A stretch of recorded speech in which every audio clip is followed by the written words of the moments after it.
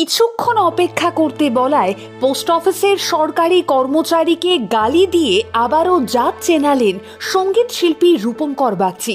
আসুন জানাই আপনাদের ঠিক কি হয়েছিল সেই দিন। ফেসবুকে খুব সম্ভবত ঘটনাটি লিখে পোস্ট করেন দেবারতী দেবী।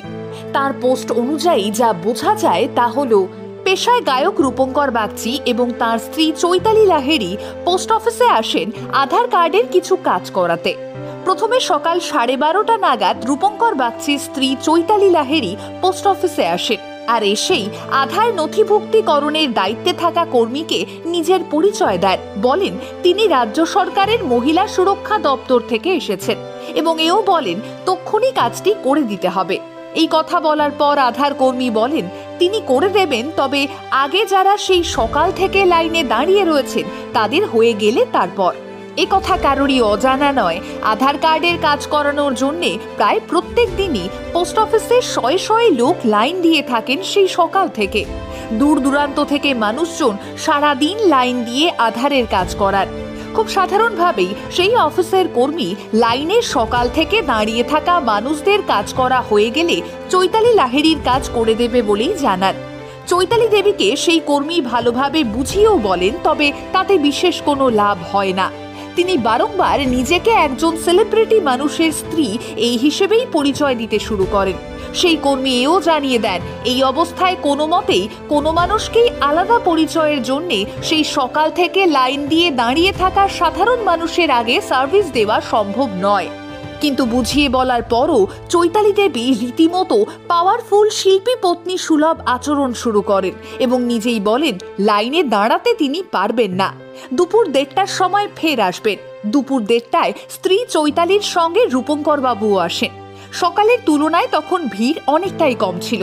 অফিসের কর্মীরা ওনাদের কাজ শুরু করেন 1:35 নাগাদ, আর এই 5 মিনিট দেরি করার ফলেই রীতিমতো ক্ষেপে যান রূপঙ্কর বাবু। শুরু হয় কথা কাটাকাটি।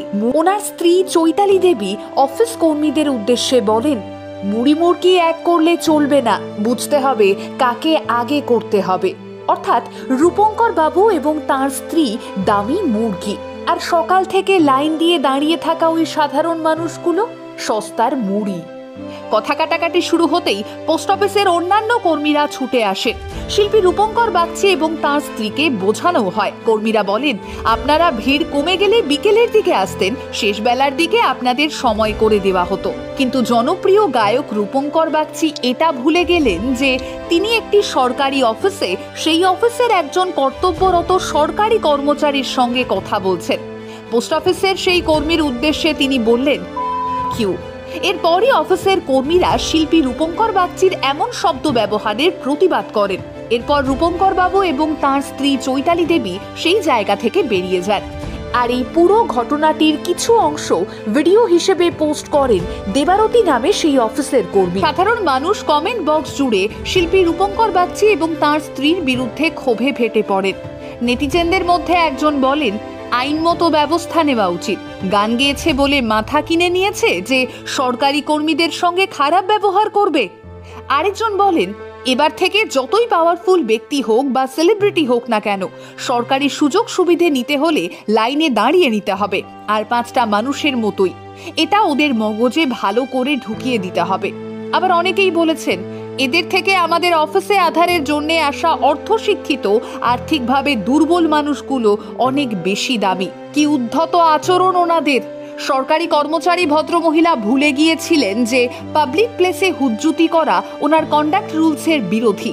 কেউ আবার রূপঙ্কর বাগচির কেকের কলকাতায় করা শেষ শো নিয়ে বলা পুরনো কথা টেনেই বলেছেন ওনার মাথার 12টা বেজে গিয়েছে। সত্যি তো, সাধারণ মানুষকে কেন সবসময় এতটা ছোট করে দেখা হবে?